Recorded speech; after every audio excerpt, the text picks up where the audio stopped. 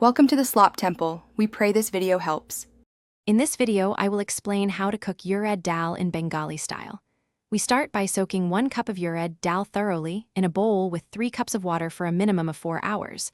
Overnight soaking is even better for the best results. This crucial first step softens the dal, ensuring it cooks perfectly, creating that wonderful creamy consistency we all love. Soaking also helps the dal absorb flavors more effectively during the cooking process. Once your dal has soaked, drain it completely, then rinse it several times under running cold water until the water runs clear.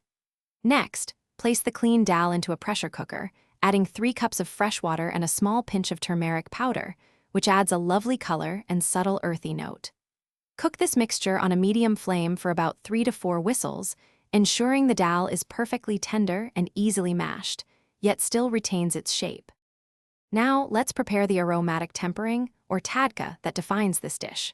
Heat 2 generous tablespoons of mustard oil or ghee in a small pan over a steady medium heat. Once hot, add 1 full teaspoon of cumin seeds, along with 2 dried red chilies and a small pinch of asafoetida, letting them splutter for a few seconds.